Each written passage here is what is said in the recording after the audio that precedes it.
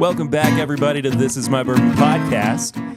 I'm your host, Perry. I'm not flying solo this week, although the Whiskey Mutant is taking a week off. I am super happy to be welcoming to the show dear friend of This Is My Bourbon podcast, longtime supporter, just all-around great guy, Brian Beyke, Mr. Abandoned Bourbon himself. Brian, I'm so happy you're here, dude. Hey, I'm happy to be here. You had me until the great guy part. I was riding with you until that one. Is that the questionable portion of the That's the introduction? questionable portion. Yeah.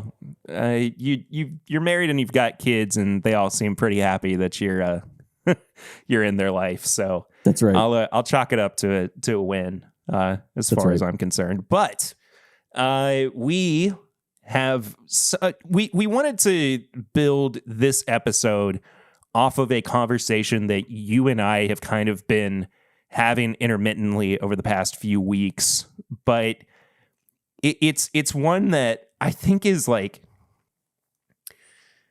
I don't want to say controversial right now, but I do think that there is a level of like, people are grappling with what it means to be a bourbon enthusiast these days. So we're going to get to that. We are skipping Flying Blind and Sips and Snacks this week just because we're in different cities. It wasn't, it was kind of a time crunch getting everything together. But I'm going to be just sipping on some Turkey 101 until we get to our review. So, I mean, that's that's the thing that's in my glass. But I do have to ask you, Brian, of course, what have you been drinking recently? Oh my gosh, what have I been drinking recently? That's a tough one. I drink a lot of different stuff all the time. I've been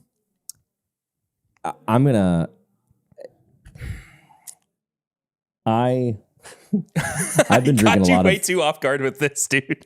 Well, you did. I was trying to figure out exactly which way I want to go. There's one thing I was going to say, and I'm like, well, I don't want to frustrate people and be like, you pompous jerk, I can't drink that. So Pride of Anderson County. No. I'll go ahead and say it then. It's not Pride of Anderson. So here's the deal.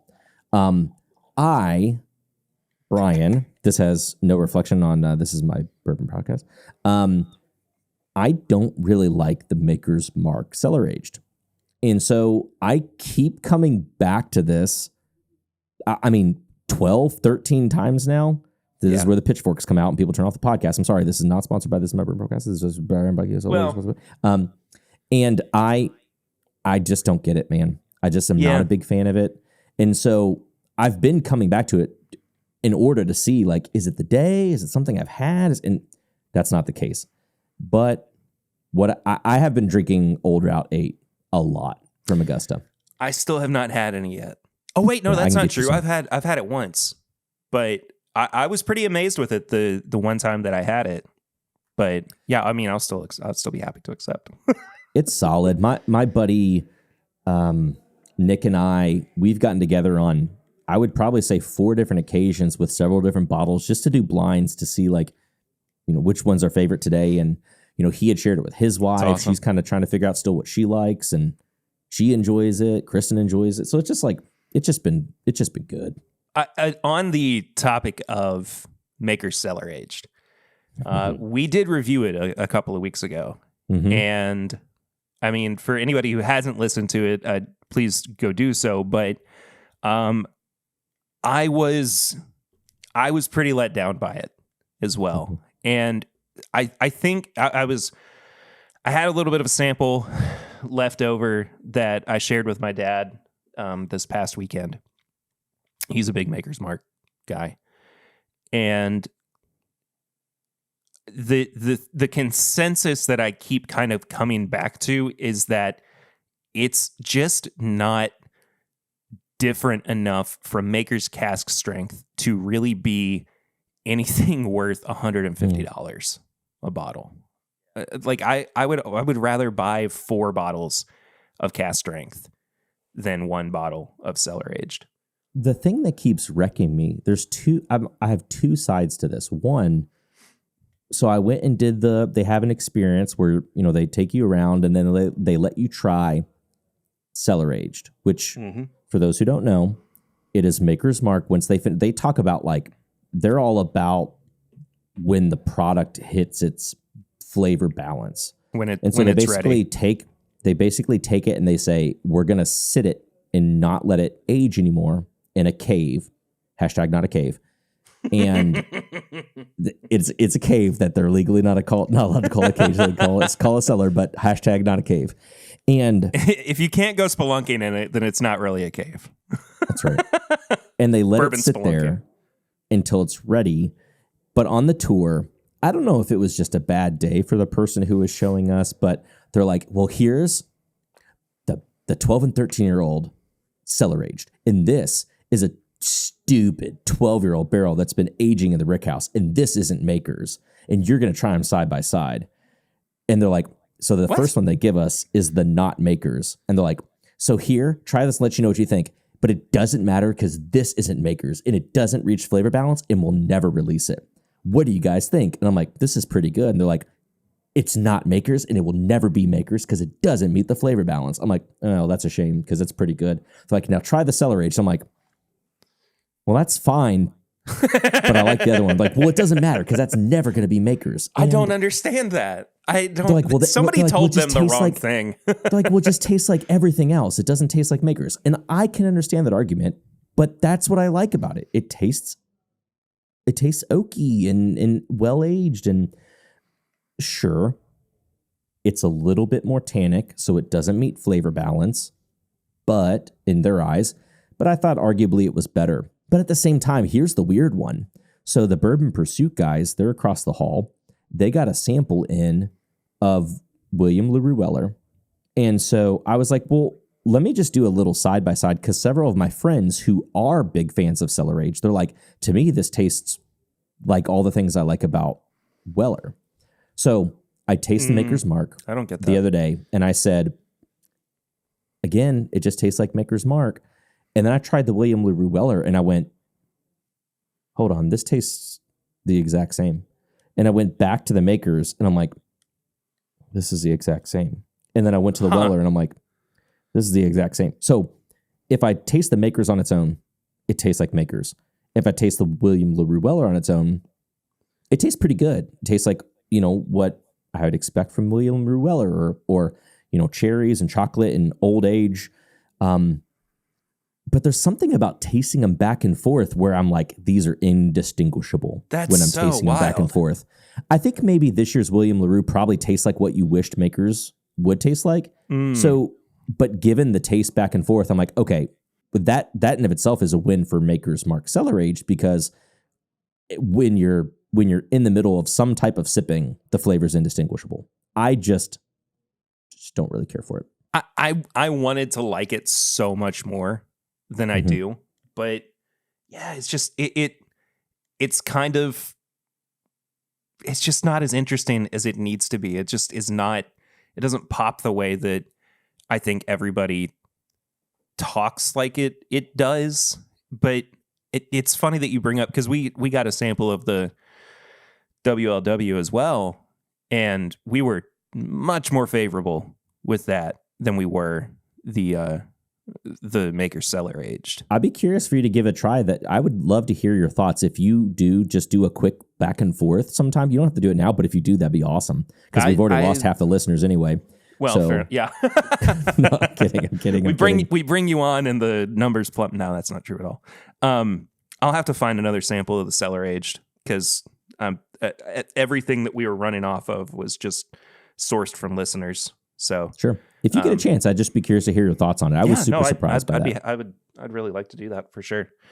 As far as what I've been drinking, on my live stream last night, I went through a bunch of samples that I had sitting around. One of them, which I was not prepared for, and I don't know who sent this to me, but it's a like one of the really fancy Courvoisier cognacs. It's like $1,000 a bottle. Wow. Or something. And I mean, they sent me an ounce of it, and it was, I'm not a particularly big cognac person, but I like cognac. I like Armagnac. And I was pretty stunned by it, especially for that, 80 proof distilled grape liquor, you know? I mean, I'm very happy with it. I'll keep saying it. If bourbon and rye suddenly disappeared, I would go to Armagnac in a heartbeat, you know? Oh yeah. I don't get to try enough cognacs and Armagnacs, but I always like when I do. I keep telling myself I don't want to get into another hop. I don't want another thing. You know what I mean? To add to it. Yeah. I'd rather just stick with bourbon. It's not even like it's the poor man's anything anymore. You know what I mean? It's expensive still. So, you know, for bourbon that is. So it's like I don't want to add another thing to it. Oh yeah. Yeah. But aside from that, managed to pick up a bottle of the Larceny C923 recently, and really been a big fan of that. That I think that Heaven Hill has finally figured out what they need to do with those barrel proof Larceny releases every year. They've kind of finally gotten themselves on the right path. This is a hot take potentially, but like, so we're recording and people will, you know, it's getting close in the middle of November. Yeah. You know, I've been going back through the things that I have on my lists of like top things for the year and kind of placing those things. And then I think I was in conversation with somebody the other day, and it was just such a great comment. I don't think they meant it like in a mean way or anything like that. They were just like, yeah, some of these people, you know, they'll make these top lists, and I think they forget that people don't just drink bourbon that releases that year. Like he didn't mean it as a snooty comment or anything, but like, you know, I think about that too every year, and I'm like, man, that's a great, you know, as I reflect back and think about bottles that I love and still come to in 2018, 2019, I think sometimes it's interesting because we kind of get caught up in like, these are the bottles you need now. You can only drink these now. What do you mean you're not drinking something released in 2023 now? And someone's like, dude, I love this Joseph Magnus cigar blend that I got in 2020. Right. I'm still drinking it, you know. Right. Just because it's not the year anymore doesn't mean they didn't produce. Doesn't mean those bottles weren't still good. I don't disagree with that. I always just try to focus on what just came out this year. But I do appreciate people because like Chad and Sarah at Bourbon Night for a while, they might still be doing it. I don't remember. But when they do their when they've been doing their top 10 lists or top whatever lists, they'll throw in like, you know, regularly available bottles. Like, you know, Rare Breed did super well for a few years in a row, up against a lot of the, you know, more recent releases. But, you know, I don't think it's a bad idea by any means. It's just, right. I guess I like doing things the way I've been doing things. Totally. I also do not like change. Yeah. When they mentioned it, I don't think there was any, again, there was no hate. There was no like dogging on anybody. It was interesting perspective because every year I'm one of those people who are like, what's been great this year? What's been whatever? And I'm like, oh, that's right. Like if you're not hyper focused on this, if you're just a consumer, if you just love listening to people talk about, like, you might not care. You might not care. So it's interesting sometimes. Yeah, absolutely. Bourbon enthusiasts are silly. We're silly sometimes. We're a difficult and confusing breed of people, I would say, and that's what we're getting into on this week's episode is. In 2023 and beyond, as we are coming to a close on this year, what does it mean? What does it look like to be a bourbon enthusiast nowadays? Because we're having perspectives come to light from people like Bourbon Pursuit saying the daily drinker is dead. And then on the complete opposite end of the spectrum, we have this increase of ultra premium offerings that are coming about that, you know, 5-10 years ago, people were not as willing to spend that kind of money on. Right.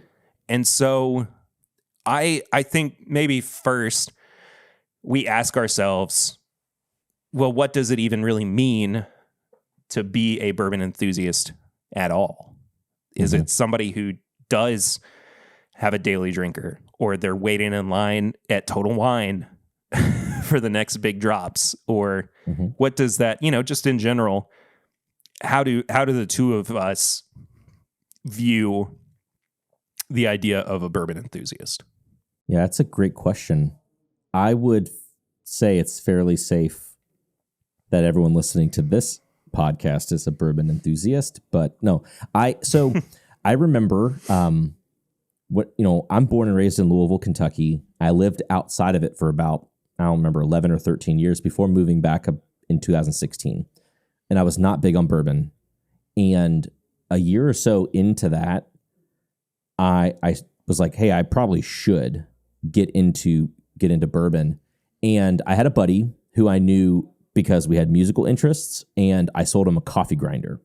And he was coming through Louisville, and we met up. I don't remember if that's, he met up, and he was coming with his wife and was hitting distilleries and hitting stores for whiskey. And I didn't know what it was. We shared Blade and Bow on the back patio of the spot that I worked at. And I remember being like, wow, this is cool. This is interesting. I wonder if there's other bourbons I would like. And I went to Total Wine and I picked one up.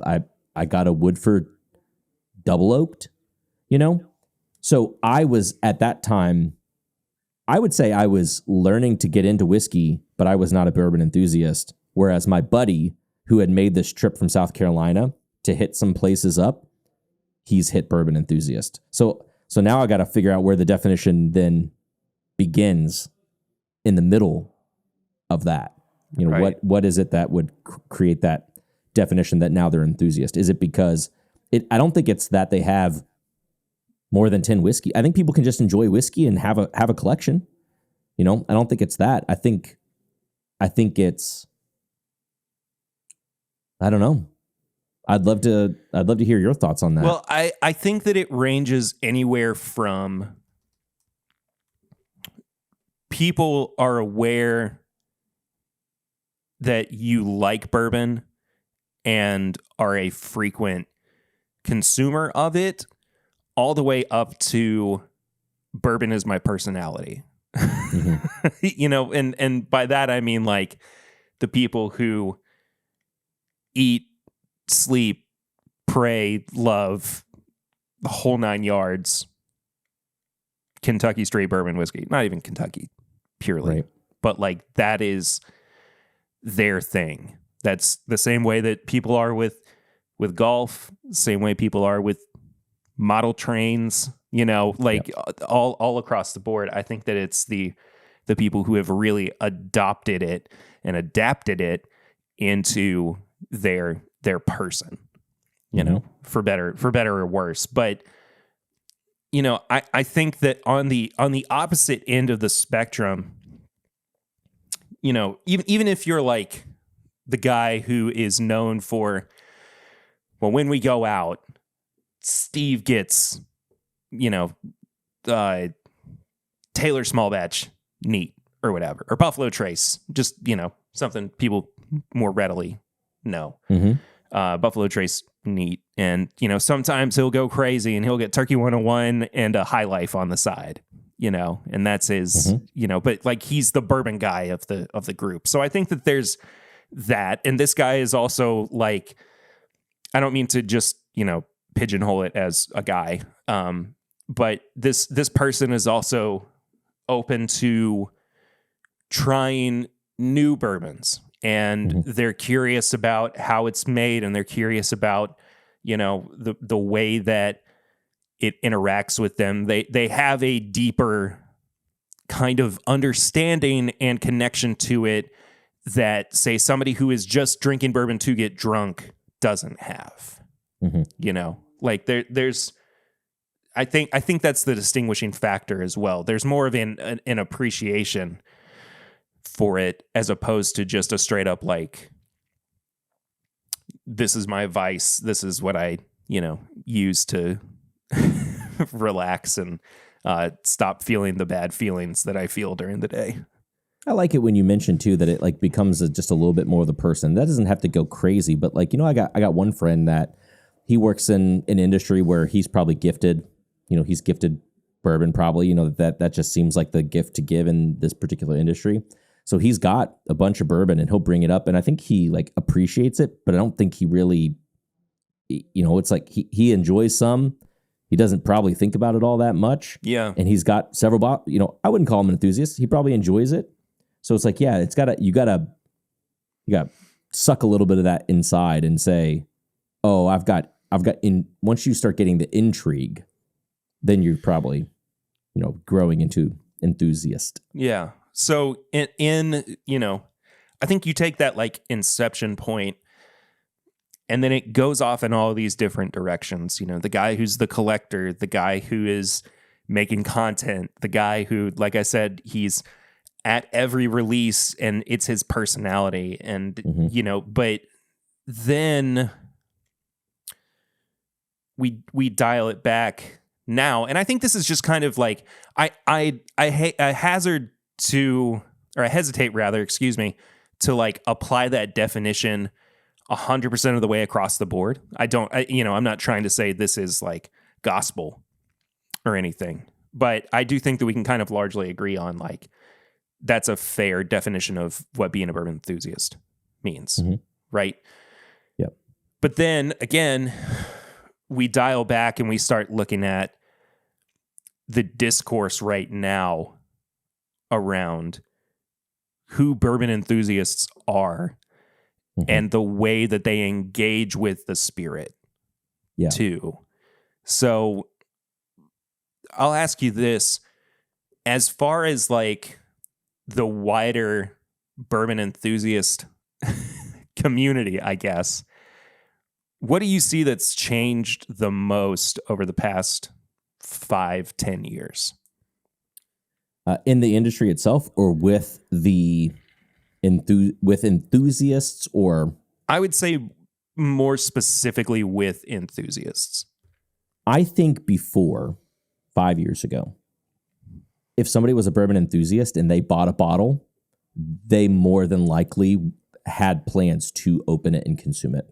And I think nowadays, a bourbon enthusiast would probably be more speculated as somebody now in potentially interchangeable with tater that people use all the time, right? I think a lot of enthusiasts now, because the industry has exploded, I think that people think that there's so much coming out that they have to quell the enthusiasm, that their acquisition could be higher than their potential to drink. And not that hasn't been the case a long time ago. I just think if somebody went and they Shelford Weller, they would drink Shelford Weller. If they got, BTAC when it was readily available or easily gotten from the store, they most likely planned to drink it because it had accessibility. The lack of accessibility met with people's increasing enthusiasm, I think has impacted a lot of hoarding and over collecting. Even if they weren't planning to be the collector. I know a lot of people who don't seem to be the collector, but there's a cool pick coming out, or my buddy said this was good, or I was on the bourbon trail, and they still amass things that that they don't probably intend to get to, or their palate they end up developing it more than what level it is of acquisition or something like that. So to me, that sounds like there has now become a distinct divide between purposeful bourbon collecting or intentional bourbon collecting and passive bourbon hoarding. I think that we in an age where everybody is so connected as well, and information is so easily accessible, and I think, like, for me at least, thinking about the bourbon enthusiasts being more and more informed as time goes by with more accessibility to information. The looser this definition of enthusiasm becomes. The guy who can't stop talking about it, the person who's, constantly on their phone looking at unicorn auctions or whatever. Like it's just taken so many different forms nowadays that it is kind of hard to pin down exactly what we mean when we say bourbon enthusiast. But I like that we are also taking the time to like have this conversation. Well, and here's something, let me say this too, because regardless of what direction we go with this podcast, this hits, and I think you'll appreciate on what kind of sparked the inception of this podcast a little bit. Here's what's interesting. There's also a downside about people like you and I on this podcast right now talking about this, because you and I are still very, very similar in specific to being on this podcast. You and I both are in a space where we obviously both have nice microphones in front of us. We're no stranger to talking about whiskey. We're in Kentucky. We're familiar with newer releases, and I appreciate some of the influencers online when they have like the after conversation things, because the voice I feel like you don't often get to hear is like someone in Montana, someone in Minnesota, wherever it is, and they're like, I always hear people who have access to all the things telling me about all the things, and that's not necessarily my perspective. And like being an enthusiast is different for me because I don't have access to X, Y, and Z, or people whose budgets are different. And this is no knock on us, but like I appreciate. I wish that we had more people on this topic with us, because I'd love to hear more people define enthusiasm and access for them, because I think that we're going to nail some really interesting things, but I wish that there was a broader understanding to get things, because there are other times when a gaggle of people will still get together and it will seem like there's a lot of differing voices. But like I mentioned, leading this statement off, they're actually more similar, I would say, than different. And that's all I'll say for right now. Yeah, we'll peel back the curtain more and more as time goes on. When you, Brian, look at your understanding personally of your enthusiasm for bourbon and for the bourbon market, how much of that enthusiasm do you feel like has been maintained throughout the years? And I mean specifically like, that kind of like homeostasis level of like, I'm really enjoying what's happening right now. Bourbon's great. The community's cool. Like I got access to all of these, scaling back to like that access comment as well. There's still so many things that we can get pretty easily, even though we're not getting like the allocated releases as more commonly as some people would be led to believe we do in Kentucky. We just don't. But like, do you have a baseline for that anymore? Has that goalpost shifted along the way as well? I don't think it's shifted all that much. If anything, I feel like, I've tried to just kind of learn the things that I like. The biggest thing, and it hits a little bit on what I mentioned before. Sometimes I think about whether or not I'd be able to be, if I would still be a bourbon enthusiast if I didn't live where I live. Like, I think being in Kentucky and having access to the stuff that we do here is like, it's been a huge privilege. It's been great to be able to access or go to distiller to try something when it releases, or a bar, they might have it at an affordable price. Like, I don't know that I would be the level that I was if I wasn't in the circumstances and in the place that I am. And so I often think, if I were to be out of this, and that's why I mentioned that thing about folks who aren't in those kind of microcosms. It's like, if I had moved somewhere, how would my ability to keep up with the bourbon industry and the things that I like, how would that be able to be maintained? I don't know. I mean, except for like having a ton of stuff that you just continue to like drink down. That's like stuff that you like. Right. There's like that side of it. But in terms of like going back to keeping up and keeping in the know, it would be I would feel like it'd be a lot more difficult. It is, I think, more tiresome nowadays to keep up. So much. Because there is so much. I mean, I think it's another argument in favor of people like Dave Jennings, who did find so much love and a niche market for just talking about one brand with Turkey 101, or excuse me, Wild Turkey and the Rare Bird 101 brand as it is now. Because I mean, that is a brand now too. I mean, it's crazy that he's been able to establish all that, but it is, to me, like, I think it is easier to say, well, I'm only going to focus on the new Jim Beam releases, or only the mainstream releases, or you take the alternate route and you go, I'm just going to do craft stuff.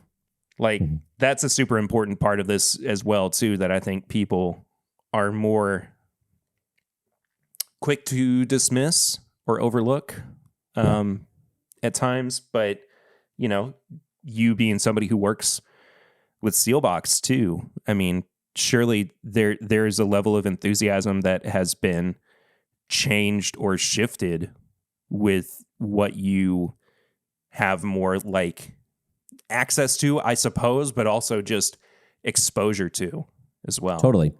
Yeah. And it's, you know, it's something I didn't think that I would appreciate. I didn't know that I'd appreciate it as much as I do. But then even, you know, I have a buddy who was super diehard turkey fan, right?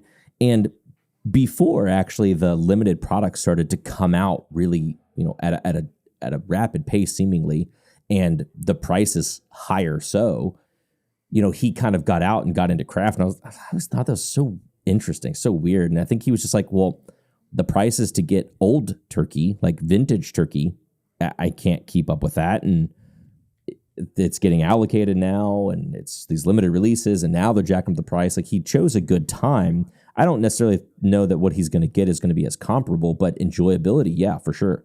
And that's why this isn't exactly the question that you were hitting on, but, you know, my hope always is that we can help people find what they like, regardless of what that is, because if you find what you like, sometimes you don't need to keep up with all the stuff. Or if you do, you can help filter it out to say, well, that sounds interesting and it'd be cool to try that sometime, but does it align with what I like? And that's why I think the people that you listen to for their opinions, like, I try and do a lot of research to figure out who aligns with what I like, because there are so many voices and they're trying so many things. But when you can cut through and say, there's a couple that I trust for these reasons, it'll be a lot easier for you, regardless of whether you have access to something or not, to say, well, is that something that I should actually have FOMO over, instead of thinking everything that I should, when there's so much released that it's like you will die if you try and acquire everything that's being thrown at us these days. Yeah. I want to go a little bit inside baseball on that point. Yep. As well. Because I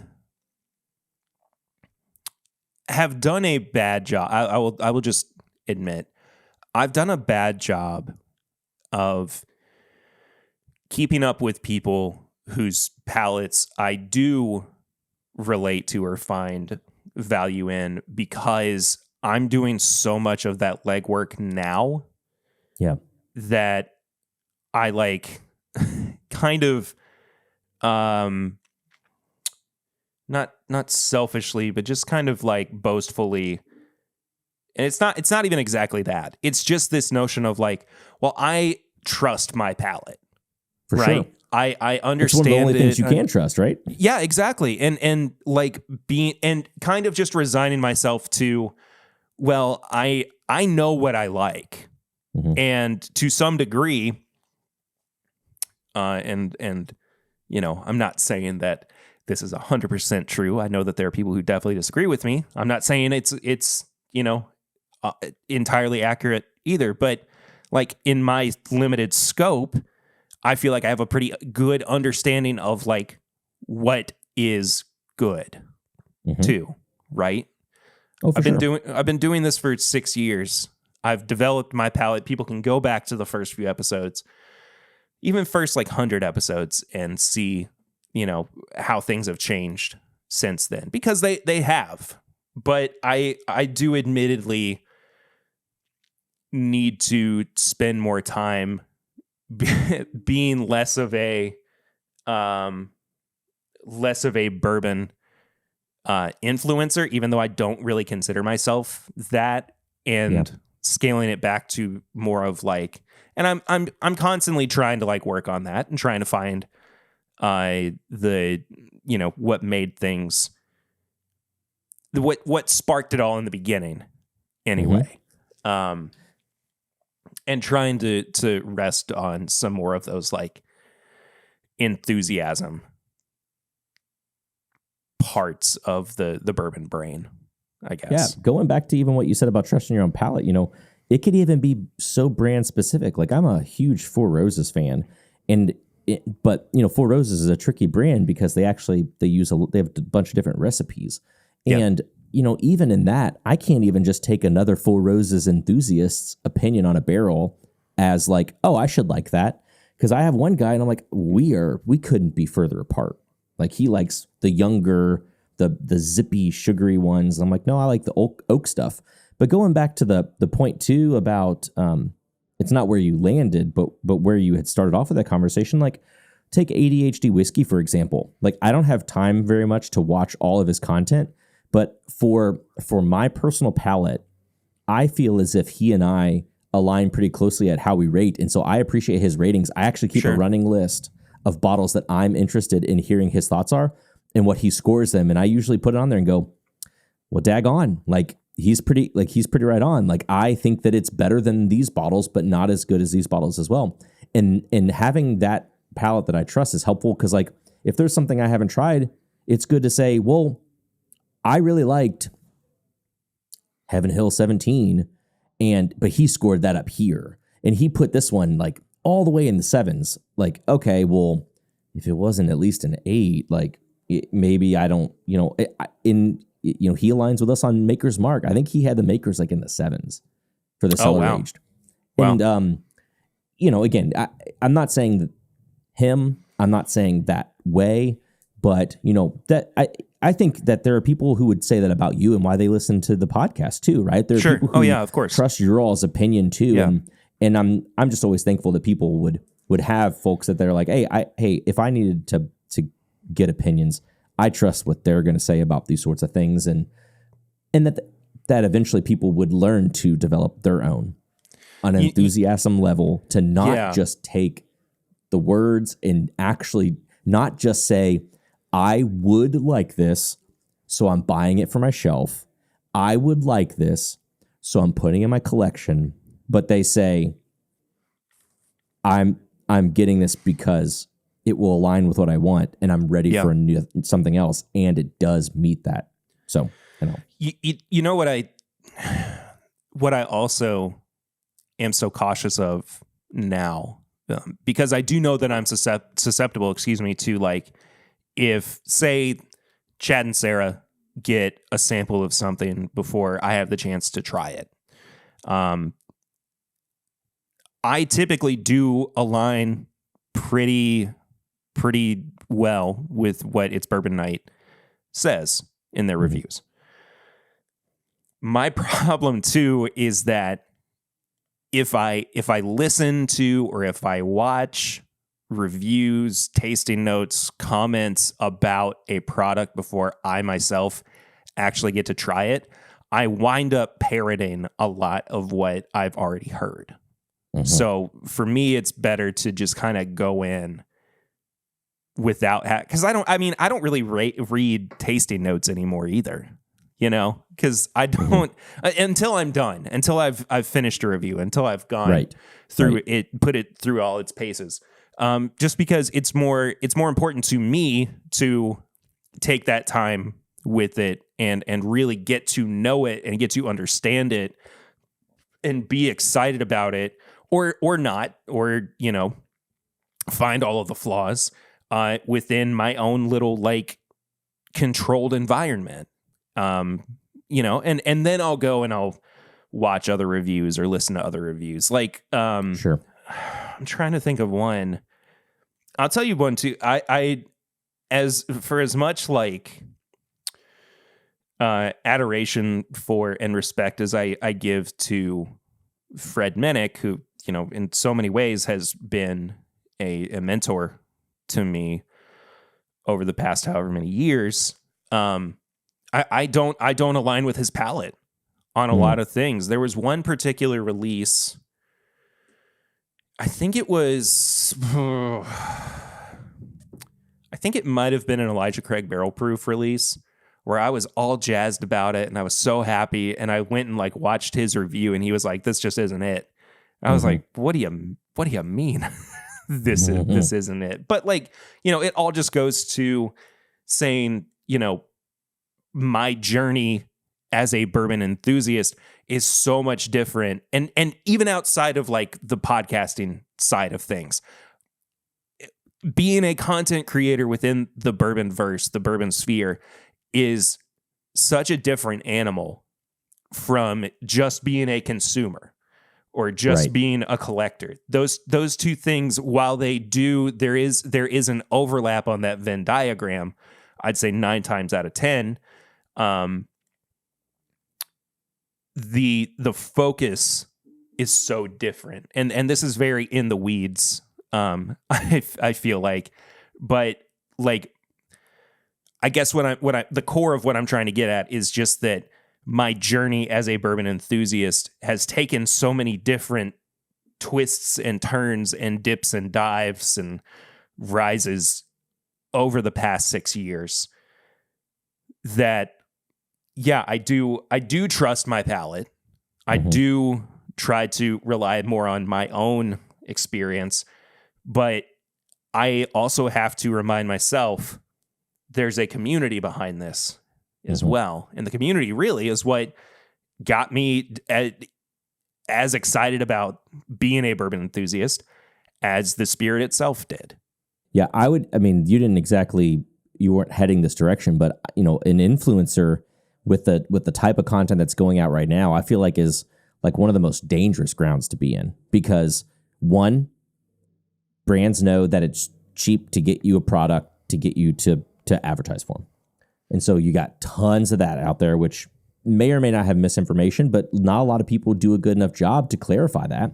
And then the type of content that's going on out there is, you know, frankly, it's a lot of stupid filler content, given how little time that we really have and like how much stuff's going on out there that it's like what we kind of want to like just veg out on. But like, of all the time that we could have for productive trying to figure out things that we like, we go to things that like they're just sometimes I feel like a lot of waste, and I feel like just adds more confusion to trying to figure out what you like as an enthusiast.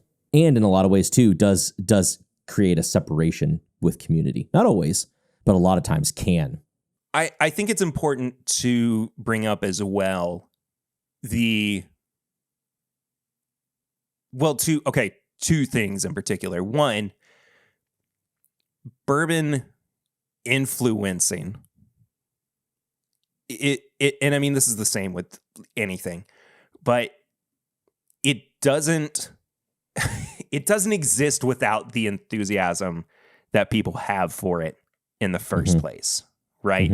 I mean, you look at somebody like, and I'm not calling him out specifically because of the shift that his content has taken over the past couple of years, but I do think that it's a good case study at the very least for how symbiotic this relationship between bourbon consumers and bourbon influencers is. But like Bruzel on YouTube, his content was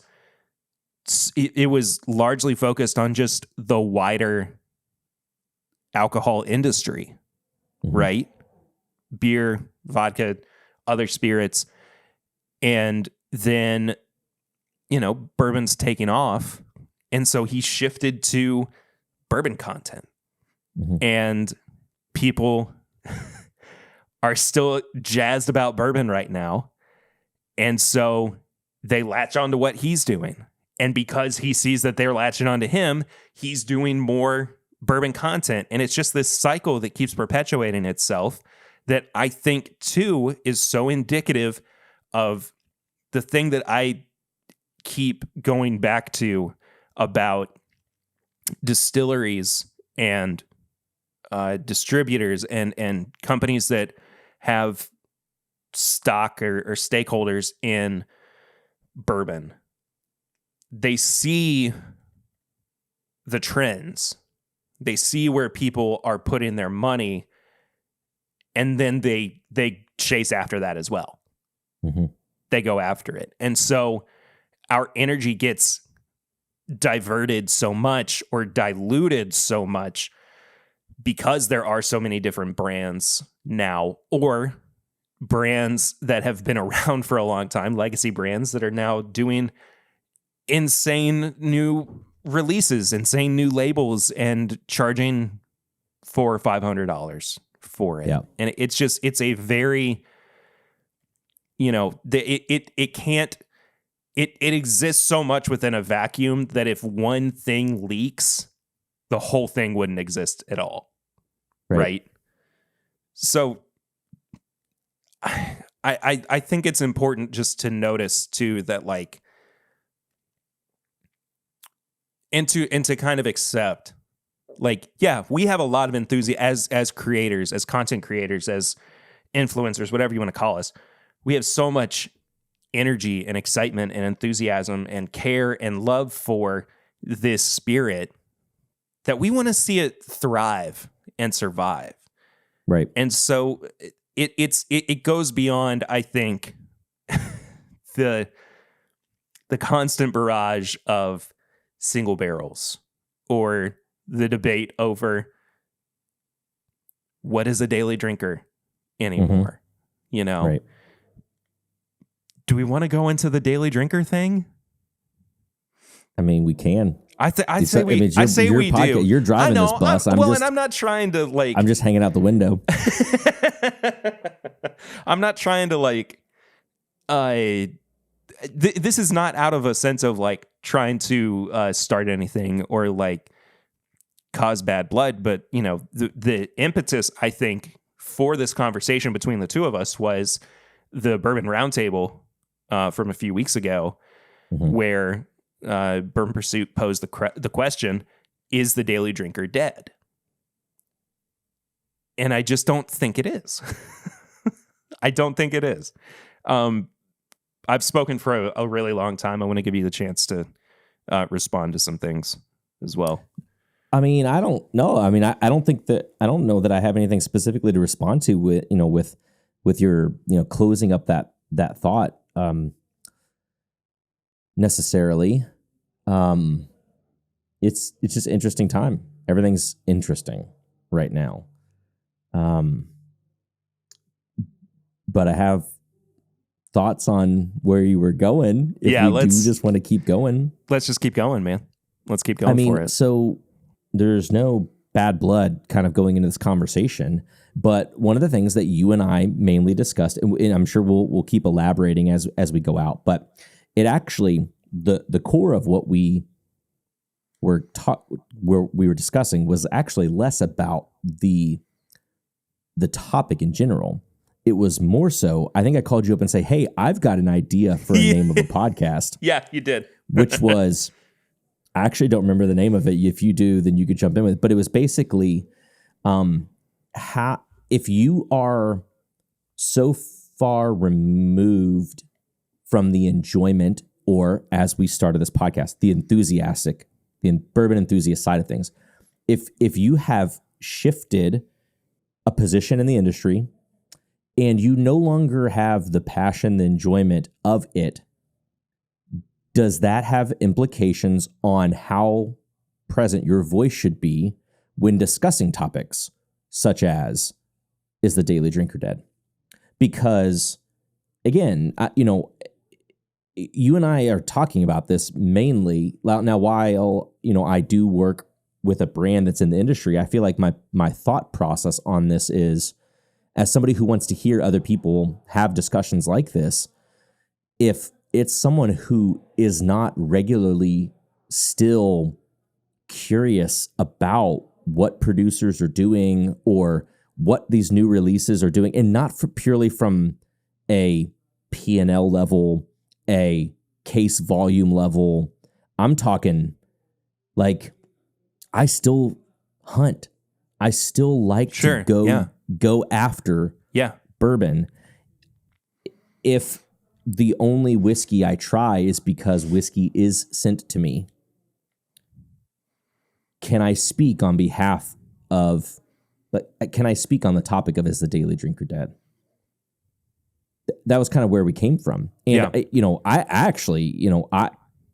I don't, my answer to this is probably different than yours on the daily drinker side of things anyway, because I'm an explorative drinker. I am with coffee. I am with bourbon. And like, I don't have a daily drinker because I personally like to hop around. But yeah, I will pass it back to you if you want to keep going, and then we could just keep chatting about it. So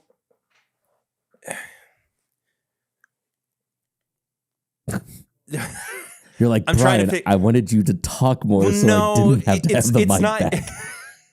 It's not that. I'm trying to figure out how I want to approach this, because I do come at this, I think, with one of the more middle of the, not that like my opinion is mid, but just like a more middle of the road point of view, because to me,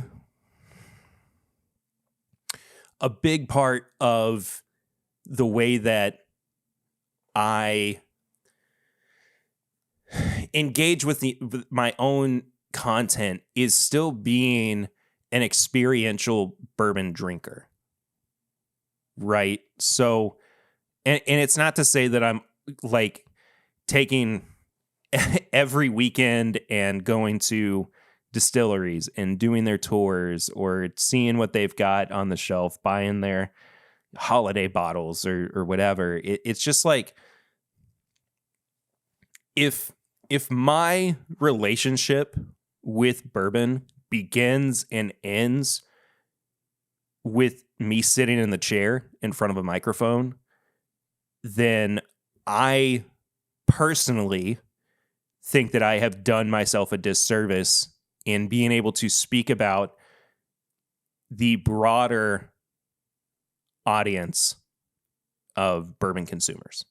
You could talk about it from a logistical standpoint, as a matter of fact, as things that you like from what you've seen within the industry. But what you're saying is being able to relate to somebody on a personal enthusiasm level when it's just bare bones, like doing the grind, doing the job.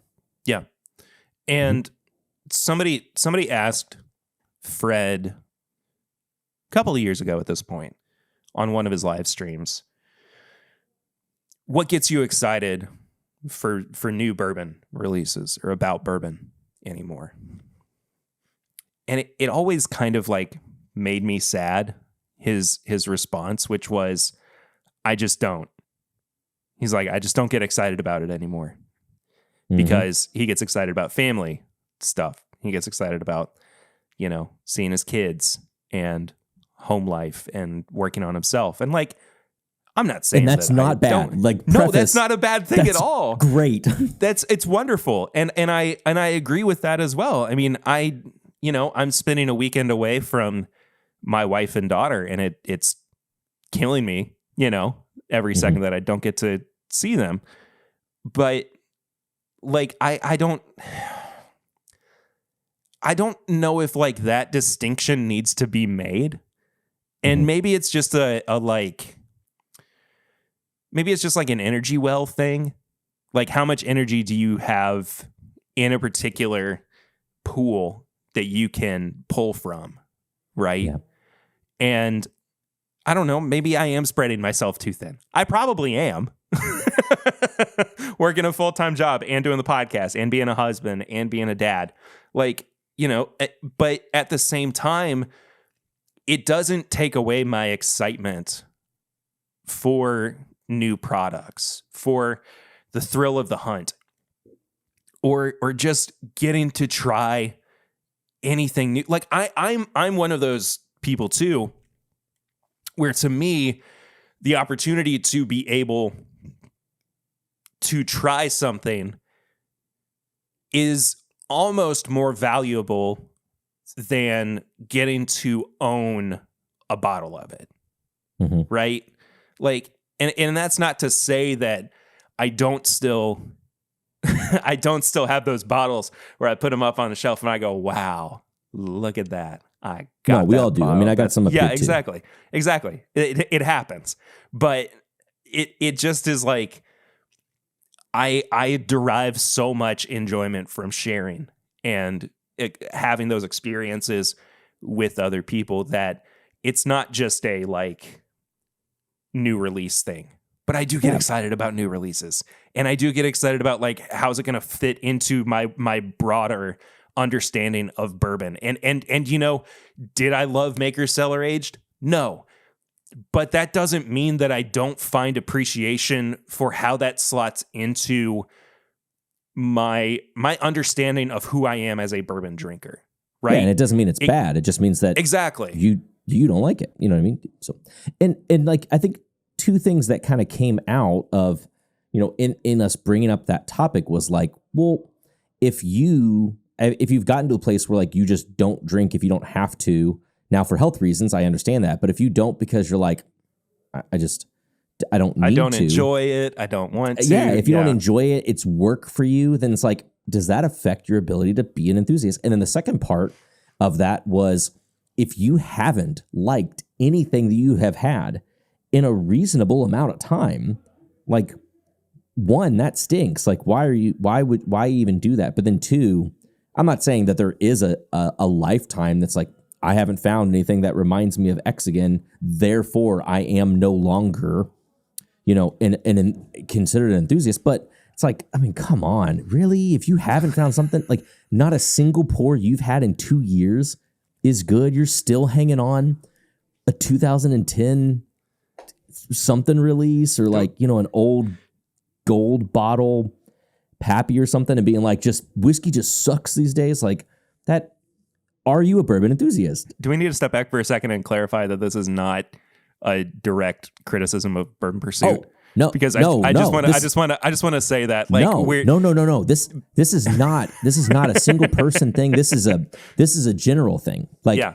I've talked with other people too, and even kind of one of the things I mentioned earlier, like, I feel like some of my thoughts sometimes can teeter on it, because sometimes I could think to myself, man, if I were to think about something that's been a trend or something that's interesting.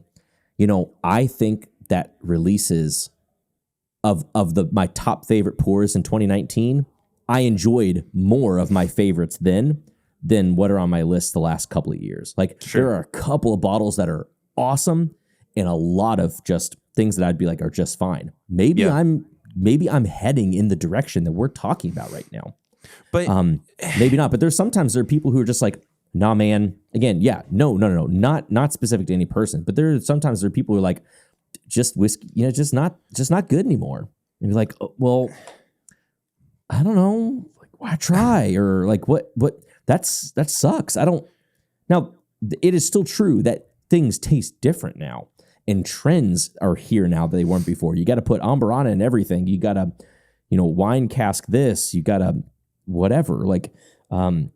It's all the same mash bill from the same place, or it's all young. Like, I get the reasons as to why someone would say it's different than before. Yeah. That's not exactly what we're hitting at. It's just like, man, if you just aren't a fan, yeah, then how does that play into the way that you talk with other enthusiasts about things that are currently happening in the industry? I think that's what Yeah, and I think what part of what you are getting at too is there's an opportunity for exploration that we are kind of given with all of these different brands right now too. Mm-hmm. And that to me speaks to, if you do go through those processes of I tried all these brands and I don't like them compared to the stuff that got me excited about bourbon in the first place. I'm not saying that stuff, like you said, it does taste different now than it used to, but Knob Creek Small Batch is still pound for pound an incredible bourbon. Turkey 101 is still a really solid, incredible bourbon. There are all of these little pockets and nooks and crannies that you can look at from the perspective of, well, I tried all this. I got into this really because I liked XYZ. Even though I didn't like ABC, I can still go back to XYZ and know that I am going to find comfort and reliability within that. Yeah, and I think I'm more talking like if someone who doesn't even go, they don't like ABC and they just don't go back to XYZ. Yeah, they just would rather just talk about how bad ABC is. You know what I mean? And that to me is like, you're not even a bourbon enthusiast at that point. You're a bourbon critic. You know, and you're not doing it because you love it. You're doing it because it's fun for you to talk about how much you hate everything. Mm-hmm. I think that's what you're getting at, kind of, right? Yeah. And like, I don't think that the daily drinker is dead. I don't. I think that people have favorites that they fall back on. Yeah. I think they have bottles that they are replenishing outside of their collection. Maybe it's on your bar cart or it's on your kitchen counter or whatever. But, when that bottle's gone, you're like, oh, I need to go restock. Mm-hmm. And I think like that speaks to people's enthusiasm, even if it is just for a bottle. It's still something that you go back to because you love it and you are excited about it. And, you want to share it with other people too. And, that's how you get some of those like, well, what's your daily drinker? It's old Bardstown Bottled and Bond. You're like, what, dude? What? Like, just giving other people the chance to learn and, bringing bourbon back down to an accessible commodity, something that is very easy to obtain. And that's, there's still so many cheaply priced bourbons out there, but I don't know, it's tough to argue for, expansion of brands and increase of prices when, there are still some really solid products out there. Yeah. And honestly, I feel like we're seeing, a little bit of a shift. I would even say it seems like the market right now is headed either towards, there's a split, there's like a hole that's happening. I think a year or two ago, I would say that people are buying in this hole. And now I actually feel like we're getting away from this hole. There was a price like $100 bottle or something like that. It's like, hey, there's like this kind of market for stuff that's right in here. Like you got to get above your threshold and then like things are good. And like now I feel like there's a lot that's in that. But I feel like I'm seeing people go either more towards the daily drinker type of pour or the crazy prices on things that we're seeing now. There's a lot that's still sitting in this middle, but I feel like people shy away from buying in that middle now in favor of the two extremes. But But it doesn't. They're not mutually exclusive though. Like what the existence of one doesn't mean that the other cancels it out. You know, or is canceled out. And yeah, I mean, the fact if people are pulling towards the two extremes, all the more reason why they would have one for the other. Because I'm not going to take a $250 Blue Run or William Heavenhill and make batched old fashions with it, or like. There's certain applications I'm just not going to use certain things for. And if that middle central area is actually starting to dissolve a little bit for people buying more of the Shelford dailies again and this, then they're going to say, this is my, I got home from work and I don't give an F. And then like this is when friends are here, or it's something special, or it's the weekend. Yeah. And this is not backed up by data. This is not saying, hey, this is metrics that I've pulled and like, so I'm saying something like this. This is not that. I'm just saying like in my own Brian Beyke observations, I feel like I'm seeing that. I feel like I'm seeing a pull away from single barrels a little bit. And instead it's like, why instead of buying 10 single barrels, don't I buy something crazy and a bottle and know that I can plan on a couple of backups in my budget for when that runs out to keep chugging. Not chugging in terms of like just chugging, I mean do what you want through. But yeah. That's right. Be healthy. Be responsible. Right. That's right. This is all to say, and I think that, at least within the scope of TIMBP, the past like month has been a little tumultuous, right? Mm-hmm. We've made some big comments about some private releases that ruffled some feathers. I don't ever want to be so removed from, being excited about bourbon. Mm-hmm. That I'm so cynical all the time, because I'm not. Like I don't find value in constant cynicism. Mm-hmm. It's tedious and takes too much energy out of you. Same reason I don't like holding grudges. Like, look, I'm not cynical. I just think that there's a certain group of people who can't call themselves a bourbon enthusiast anymore. Okay, no, my argument I think just leans more towards. That definition is constantly evolving and gets murkier and murkier. Mm-hmm. The more the broader that this spectrum gets. And I know that what we're kind of landing on is not having actually answered the question, what is a bourbon enthusiast now? But I do think that allowing for it to kind of exist on its own and to, be more amorphous than just, one take or another. That's not a bad thing. Yeah. And honestly, I genuinely don't think it is. I'd love to hear feedback from the listeners of the show too. Like getting back to what I said early on, like I don't think it can be defined by just you and me. In the capacity that we are, I'd love to continue to build what other people's thoughts are on that. Like as using multiple voices from multiple different areas, We'll do it. Given the fact that if they all listen to the podcast, they're still a little bit focused, but that's okay.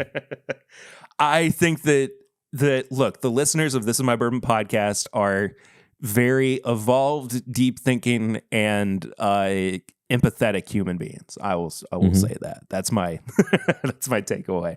But yeah, you and I should do a follow up to this as well in the future, just with some outside perspectives and thoughts and opinions as well. Yeah. But we were trying to figure out A, if and B, what we were going to do a review on for this episode. And I kind of wanted to play towards your Four Roses guy strengths, your leanings initially, and then you brought up Small Batch Select, which I've not done a critical look at since it came out in 2021. So we're going to do kind of a revisit of sorts of Four Roses Small Batch Select this episode. You first of all, I do really appreciate you being like the Four Roses guy. Hey, thank you. Yeah, there are a ton of people who know a lot more about me, but I'll take a title. I don't mind. I feel a slight bit of disadvantage. Like I to be completely transparent, I have not had a lot of the single barrels, which is normally what I drink this year. So I feel a little bit of disconnect from the pick program right now and like what the trends of things are, at present, but that's okay. That's not what we're talking about today. Price has gone up. I think that's it has. the most important thing that you need to know right now about single barrel picks from Four Roses. But you had to make a stop to grab this bottle as well on the way over to the studio. Yeah, I made a different stop than I planned to. So my bottle, Four Roses has a pretty special connection for me. So I would take my dad to a lot of Four Roses events, and it was a brand that I really enjoyed. We went to the event together when Small Batch Select released, and we got a picture. I don't have it obviously to show on here. We got a picture together. He passed away recently, and so I always usually drink Small Batch Select, and in honor of him, or like whenever those things come up. But Four Roses just in general, by no part of anything that they've done has just like, it wasn't really a product that he drank, but there were very limited times that I felt like we had something like together, and Four Roses has been a part of that. And so this bottle, the last time I shared this bottle was with a bunch of his old veteran friends that me and my mom went and shared some bottles with them last year in town. And so the bottle's at her house. So I was going out to drive to get that and realized I left all my microphone stuff at the house. So then I was just on with some of my bar guys, like, hey, do you have this on the bar? Can I buy a pour? And do you have a bottle I can put it in? And so I had to shift to that and actually go downtown to Merle's Whiskey Kitchen. Shout out to Merle's Whiskey Kitchen. If you're in Louisville, Kentucky, it's one of my favorite places to eat, but they have an awesome bourbon selection. That's where I got a sample of it so that I wasn't late for the podcast. Well, I actually had not had a bottle of this for a minute, and so I just went out and grabbed one last night at Liquor Barn. I think it's still consistently been about the same price. I don't think that it's really fluctuated too much, but $55, I believe. Yeah. And so, one of the things that I thought was interesting about this is lately, SLB Bourbon Bar, if anyone is like into the bourbon YouTube stuff, I'm pretty sure they recently did one where they did they compared this to the most recent LE. I'm a big fan of their limited releases, but they were kind of taking it from the perspective of, hey, this is more readily available and this is not. How do you, I love the way that they just so easily do some of those breakdowns down to earth. And when you and I were talking about this, you loved this bourbon when it came out. I won't speak for you, but it's cool because it has some things that play into what we are talking about in terms of enthusiasm and not everyone having the same accessibility to something. But here is a product that in the markets that it is in is usually readily available. And what some people would say is like a limited edition-esque flavor in a readily available package. And, you were saying too that on that review, people were getting a little bit up in arms because there was that comparison between the LE and the Small Batch Select. And they're like, well, why would you even bring up the LE? I never going to be able to try that or get that. Right. And even if I could, I wouldn't spend the money on it. Yeah. Sure. Yeah. I know where a bottle is in Lexington for $300 if you want it, but yes, I do. Yes, I do. This year's LE is one of my favorite Four Roses products I've ever had. Well, then you take it. But if I can't afford that right now. That's the if you don't, I will. It's two. Like my video, I thought I did a great video on it. By the way, check it out, abandonbourbon. But I love it. Now I will really admit, do too. Four Roses in general to me always sucks in blinds. Like I know people who are like blind it, like get the real result, and I'm like, man, Four Roses.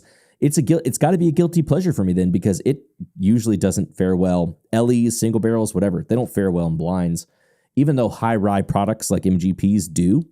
But yeah, the 2019 Four Roses is like one of my favorite bottles of all time, and this one has a lot of things that I like about that. Here, okay, I'll ask you this then.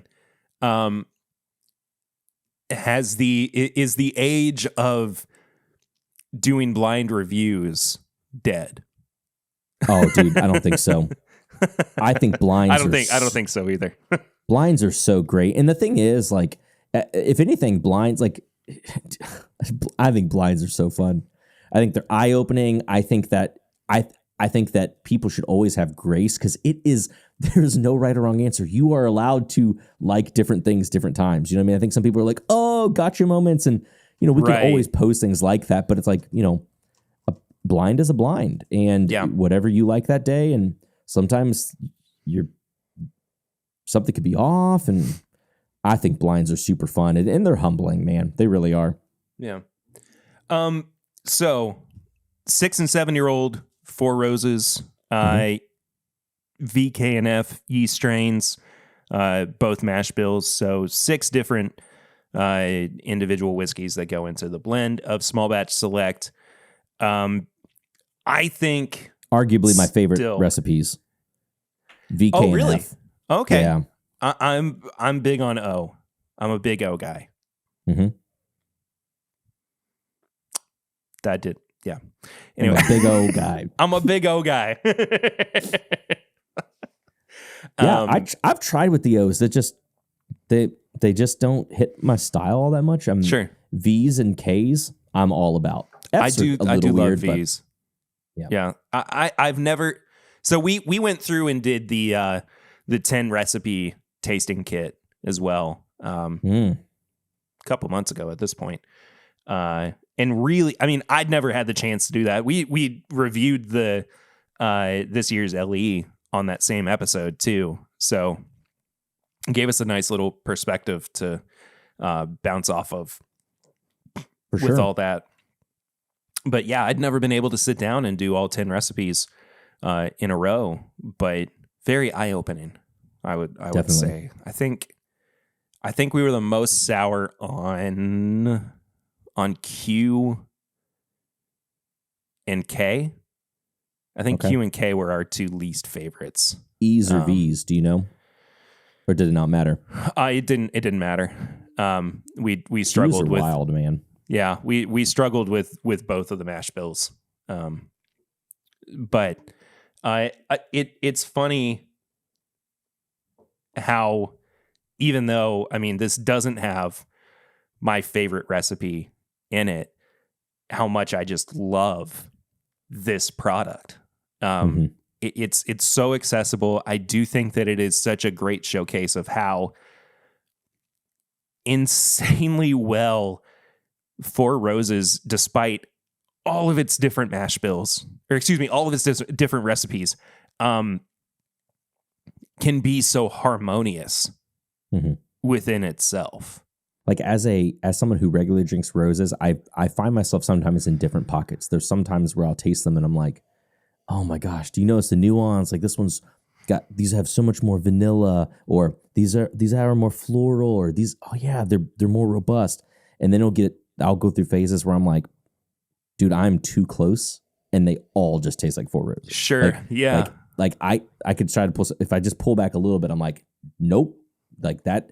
I'm hyper focused, but it just tastes like Four Roses. But yeah, I mean, people hate to use the term sometimes, balanced and smooth, but you know, for as spicy as they can be because of the rye content, they're pretty dang, you know, smooth for what they are also. So taking into consideration that argument of this is the like LE adjacent pour or bottle from Four Roses. Mm-hmm.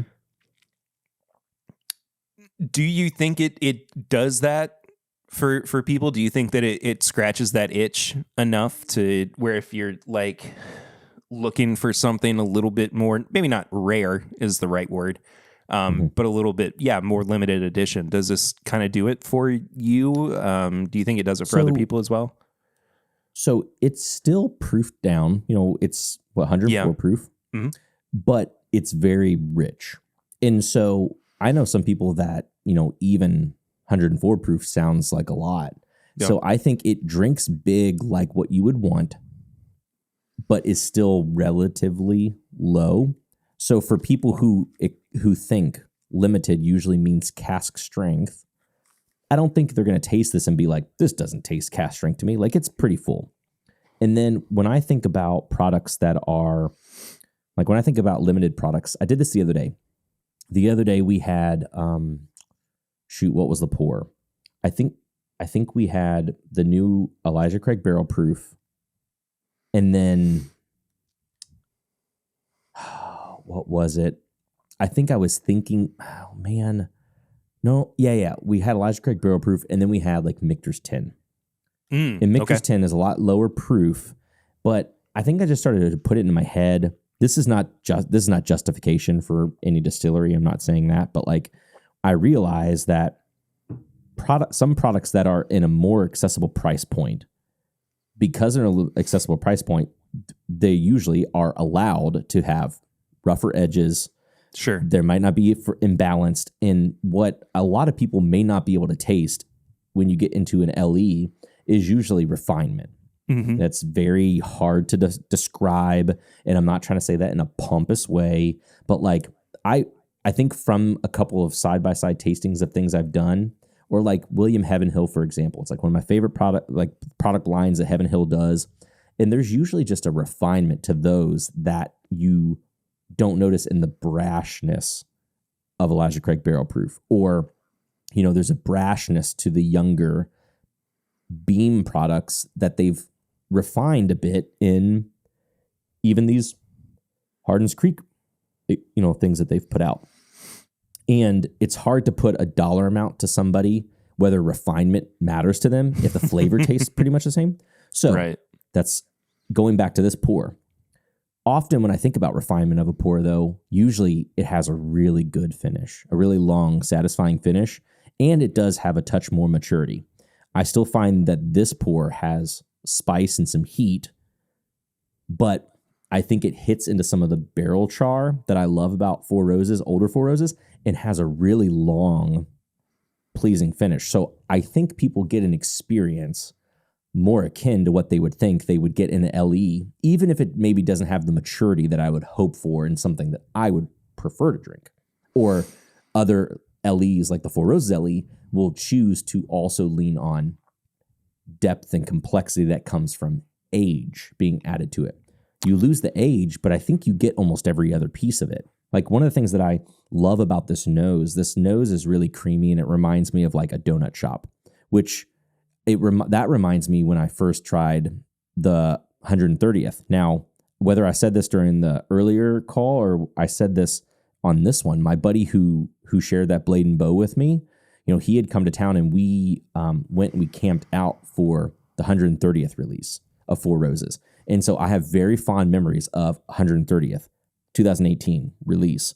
And that was one that I remember being like, dude, this smells like glazed donuts and just tastes like kind of oaky vanilla caramel bomb. And this to me, I've always said, this is like the Stag Junior of the Four Roses 130th. It kind of has those sweet pastry shop, not pastry, but like sweet pastry shop or like donut shop, like notes on the nose that kind of just draw me in really right away. Yeah. I think what I was going to get at was thinking about like the subjectivity of age and whether or not age truly is like a factor to be considered with limited edition products. Mm-hmm. Like if you can achieve that same kind of experience with younger product, even though, 6 and 7 year old is not incredibly young. It's younger than, a lot of some of these batched products that we're seeing on the market. But does age really hold as much weight as it used to for people? I will say, I like the concept of age, but I have learned that it does not define things. I have tried some incredible young Tennessee barrels that are killer these days. However, because of what we said earlier, with there being so much, I could easily just say there's as many Tennessee barrels that suck. I could easily say there's as many Kentucky barrels that, so like, I think it's depending on what perspective you're in or what's on your mind, you might be like, ugh. So I kind of throw it out the window. And that's again, another reason why I think blinds are fun. Like I'll try and put young stuff against old stuff. And I'm also a big believer. It's not exactly neck pour, but like I'm a big believer that something has to sit in a glass if you can get it there, like conversation is perfect for bourbon because it can just sit in the glass.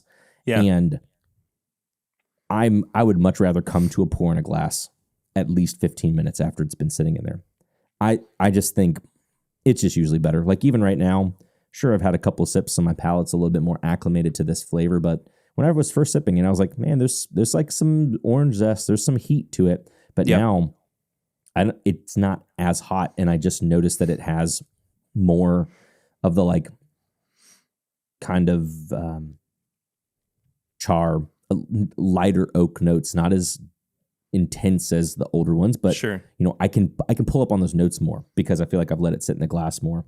And if you do that with your pours, another reason why age doesn't matter all that much. I forgot that's how that conversation started. Sorry. I got lost. Talk so much. That was the bad part about having me on a podcast. And I feel like nowadays too, sometimes I find it difficult to pull apart what is oaky versus what tastes like barrel char, and whether or not I enjoy one versus the other. Like there's some younger products that I try, and I'm like, I can't exactly call it oaky as if it's like something that's old, but it tastes like wood, and it's kind of toasty, and it doesn't taste young, and I like that. Yeah. And it's a characteristic that I think young bourbon can pick up that can get a lot of the flavors that you would enjoy, like an old bourbon would, without the tannic potential. I want to go back to the initial impression that I kind of had about this in 2021 and naming it my best bourbon of the year. And my takes are not definitive, but I like this kind of like circular nature of this, especially now that having this conversation about this in indirect correlation with the LE. Why I was so floored by having a new addition to an already storied brand. Mm-hmm. And why was it really 2021? I mean, so the only reason had to have been 2019. The only reason I said 2021 is, which doesn't sound right to me. The only reason is because when I looked just to see if I had notes for this already, so if I did small batch select, I have this under my list of top available bourbons of 2021. So no, that doesn't exactly mean it came out in 2021, but on this list I have top rare whiskeys of 2021, top 10 picks of 2021, my top 10 available bourbons of 2021. So I think I just deduced that maybe it was 2021 because of that. It was 2019. Wow. Why is it on my list? That's probably just when I decided to put on a list because it's an available product in Kentucky. Yeah. Well, the reasoning, the way that I was kind of working back through it in my head was because I interviewed. I haven't done a whole lot of like on-site interviews since COVID. And I interviewed Brent Elliott on site at Four Roses. And one of the things that I brought up was the small batch select and how it was like the fourth rose, or, you know, whatever they were kind of calling it in brand speak at that time. And I was like, well, I didn't interview him in 2021. It had to have been earlier than that because, you know, I was doing so much more on-site work. Pretty good. Anyway, so in 2019, this was added to their full lineup, and I think I was so taken aback by the fact that it did have that feeling of being very rich and bold and refined, but at a readily available kind of price point. And then it wasn't going anywhere. Like it was a permanent addition to their brand. Putting this in perspective, especially with, you know, this conversation in 2023, I think this does really give me the like kind of final understanding of what I was kind of trying to say back then, that yeah, it does have LE flair to it, but in a much more accessible package, you know, more available. And definitely price point. Oh, 100%. I mean, $55 for this, it almost feels like a steal, honestly, especially when you consider how many 4 and 5 year old bourbons out there go for $80, $90, $120. But, you know, that's the benefit we have with, you know, a legacy brand like Four Roses, that they are able to, you know, they're making enough money. They don't have to like put something out with a huge sticker shock or anything that, you know, makes you really think twice about it. But this still, I mean, I find just so much love and value in this bottle. And it's, you know, one of those that I just need to have, I just need to have around more often than not. But I looking back, trying to see when it did come out, I realized that we have actually reviewed this twice on the show with the lens of like our rating system. So I don't know. I don't want to go through the whole nose, palate, finish price of it all, because it's exhausting to me, especially having done it twice before. But this is just kind of reiterating that, you know, there is great bourbon out there to be found that isn't $400 or $500. But, you know, if you do spend kind of in that mid-tier price range, you are going to find something that can satisfy so many different wants and needs as a bourbon drinker. And I just, you know, this is such an excellent, well-rounded product out there. Oh yeah. I mean, I can't get over, I feel like I keep pouring it and it still has like a barrel char or like oaky funk to it that like, it's great. I mean, it's like a grounding thing that's just, I like it. I like it. I like it a lot. It's solid. I mean, and even, to be fair, and this is not meant to dig on other brands, but there are other brands that put out LEs that aren't as good as this. Sure. You know what I mean? Oh yeah, absolutely. So we spent enough time being serious and dour on this episode that we're going to move into some of the fun parts of of this in my bourbon podcast. We're going to start off by moving into Barrel Rings. It's our call-in segment of the show where you can leave us a voicemail or send us a text message by hitting up 859-428-8253. Listen to the voicemail on the show, or we'll read your text out on the show as well. But we got one this week from our recurring Barrel Rings champion, I would say, Mr. Bill Robarge. What's going on, boys? I'm just sitting here watching Perry's live.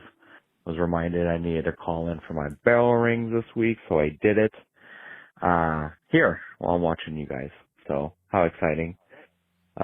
Just wanted to say hi, see how you guys were doing. I am unfortunately having a medical procedure tomorrow, so I was no drinking tonight, but I plan on having a little bit tomorrow. So let me know, should I be opening something new? Should I grab a sample, or should I just pull an open bottle? Anyways, hopefully you guys are doing great. Yeah, enjoy the weekend. I'm going to go to Driftless Glen and get me their new American single malt. Excited for it. All right, boys. Have a good one. Peace out. I did not know that Driftless Glen had a new single malt coming out. No, that sounds awesome. Yeah. I'm here for the ASMs, man. Bill, I hope that you that everything went well with your procedure today. But I would say open you something. Open something. If you've been holding on to something special, whether it's a sample or something new, I would say now's as good a time as ever. Especially if any medical procedure, like even if it's just light anesthesia, is still like so nerve-wracking. Yeah. And I mean things can go wrong as well. So little victories. You got through. Hopefully you got through it. I haven't heard from you today, so I'm keeping my fingers crossed until I have confirmation. What's your take on that though, Brian? Dude, I kind of think it depends on the procedure, and I don't need to know what it is, but like, if you're all hopped up on something, please drink water. Well, true. If you're, but also, it was penis reduction. That's what he was getting. Well, in that case, grab your favorite vodka seltzer and celebrate. This is coming from someone who very much enjoys vodka seltzer. So no, man, there's always a reason to pop something that you have been waiting to pop. Absolutely. So absolutely do it. We've kind of done a whole episode of high proof hot takes. So we'll skip that this week and move on to tips and bits. It's our segment where we recommend something for you to watch, listen to, read, just enjoy, something that we've been going through and spending our leisure time with over the past week or so. But what kind of tips and bits might you have for people this week, Brian? Oh man, you passed it over to me first. Do you want me to go first? Yeah, why don't you Okay. take it first? Well, the newest season of Loki wrapped up last night.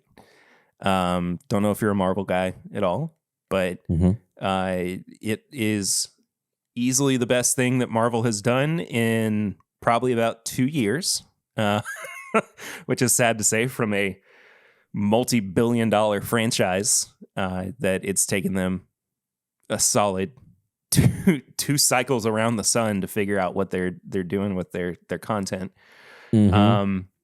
But yeah, Loki was incredibly engaging and just so moving, and it was one of those moments where I was just kind of like, oh, this is not just a Marvel product. It's got merit outside of that as well. I think they did a fantastic job with it, and I highly recommend it, especially if you saw the first season, just to get closure on a lot of these characters that we were introduced to. I've been playing the last two DLC courses for Mario Kart 8 Deluxe on the Switch. It came out this week, so I've been playing a lot of Mario Kart. I played some new characters, but my kids love playing the battles, and so nice. Whenever a new DLC comes out, I never get to actually do anything because they don't want to race, and so I'm like, can we please stop with I just want to race the stars and can I just race a new course? Here, let me ask you some insider information, ma'am. Yes. In older versions of Mario Kart, it was Yoshi on the mock bike, and I was just cruising and crushing races. And I know they mixed up with like the different like heavies and lights and like car and bike combos and whatever. Like, right. What do you race? Like, what is what have you found to just like be crushing it? All right. So my go-to is Metal Mario.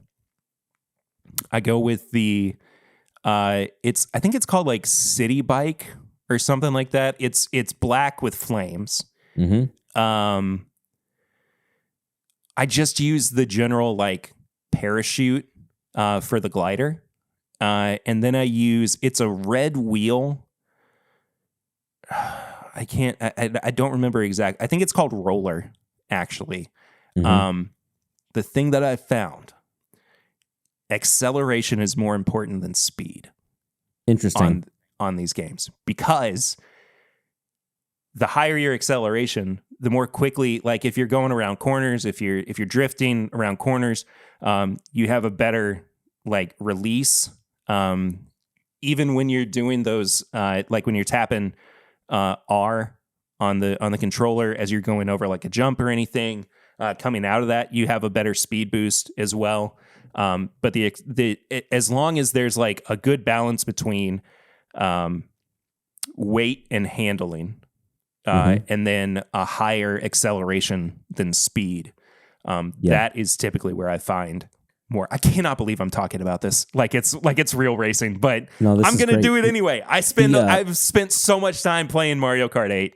Well, so what I did was, last night I played as Funky Kong for the first time, and I used I used a different car than I normally do because I don't actually even recognize it as a car that's available to me when I normally drive, and I forget what letter it is, but when you're racing, and then whatever the button is, that's the lower button from where you're racing. I don't know if it's Y or what it is. Like you press X to drive, and Y is right below it. So it's the 4-button pad, right? Yeah. And so you're pressing whatever button it is to go, and then if you push your thumb on the lower one too, you'll take super tight turns. Do you know what I'm talking about? Oh, I don't know about that. Oh my gosh, oh, okay. Dude, I live and breathe by it. Hold on, let me look up Nintendo Switch controller real quick just to get what this is. So you're on the so you accelerate by the A button, right? And then if you have the A button and you hold the B button, you make these like quick like whip around turns. Really? So whatever car I was in, I have to go back and do it. Whatever car I was in with Funky Kong yesterday, I found myself, I could like press it and let go of it, and I would be doing huge, like almost 360 turns.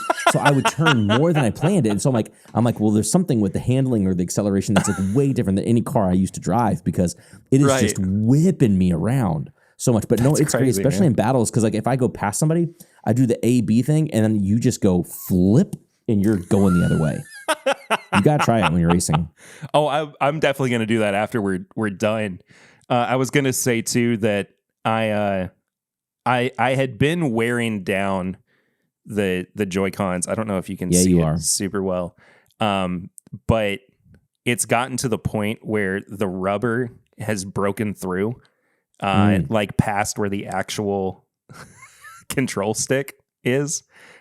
So I had to order a pair of replacement Joy-Cons yesterday, and these are going to be my backup. But I really enjoying the DLC courses for Mario Kart 8. But it's crazy that it's basically over now. That's like I can't believe the waves have finished. Yeah, the end of an era. So just going to keep playing Mario Kart for a while. What about you, man? What do you have to recommend? So this is a deep dig. I had listened to this before, but one of the podcasts I had listened to before called Reply All. It's by Gimlet Media. There's an episode that I just in context. I was driving with a buddy last week, and he kept getting. They're not scam calls, but he kept getting these calls come into him, and every time he picked up the phone, he would interact with them differently. Like he'd be like, "No, I'm not interested. Hang up," and he'd be like, "Oh, like where are you from?" He's like, "Really? I'm from there." But like he'd like leave, and then no, I'm not interested. Hang up, and then one that like so anyway, and I was like, dude, I remember this whole podcast about a scam call, and so the episode is 102. It's called Long Distance. It's from the podcast Reply All. Okay, and this guy had gotten like a scam call, and he was just really interested in digging up the story about it.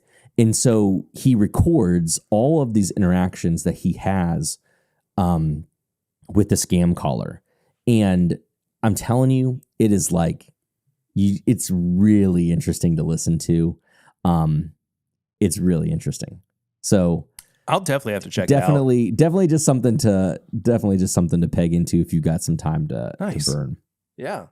I've been trying to spend more time recently just listening to more podcasts again. Not that I like stopped, but it's so easy to like get on YouTube and it's, just pop on different videos. But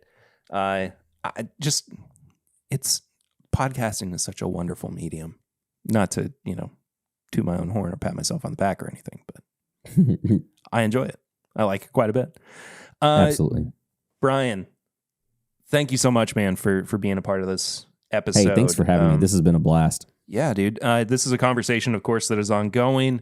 Like we said earlier, please let us know what your thoughts and feelings are on this. You can hit us both up on social media at abandonbourbon or at mybourbonpod, and we'll be happy to chat with you and reply there. Is there anything else you want to plug before we get out of here? Dude, not necessarily, but at abandonbourbon on the socials. If you are interested in asking about various whiskeys or whatever, feel free to reach out to me. You can always browse things at Sealbox, which I believe is drinksealbox.com, which I feel like I should know, and I do not know that. But if you do any editing of this, then I can definitely look that up. No, I am wrong.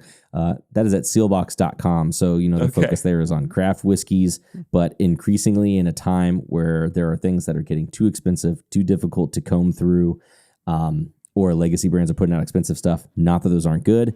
It can be hard to decipher. So if you're ever curious about something that's popping out from a distillery you know very little about, let me know. I might be able to go through my notes, or maybe it's something I've had through here, or if you're in the area, maybe it's something you could try. I think, I don't remember if you had said this on the pregame chats or if you had said this early in the episode, but as we were talking, the email for the 4-gate releases did come through. So almost like clockwork. Absolutely. But yeah, go check those out. And you can also check out our Patreon, which is patreon.com/mybourbonpodcast. That's how you support the show for as little as $1 a month. At $5 a month, there's bonus content over there, which includes the pregame chats, which comes out before every episode that Brian was a part of this week. You want to hear a little bit more in depth on what he has been doing with his personal and work life. He gets into quite a bit of that, takes a deep dive. And that's just the best way to support the show, other than telling your friends about it, sharing around episodes. If you have questions or comments, you can send them to thisinmybourbonshop@gmail.com. You can find all of our apparel and merchandise at bourbonshop.threadless.com. Get yourself a This Is My Bourbon Podcast t-shirt if you so want.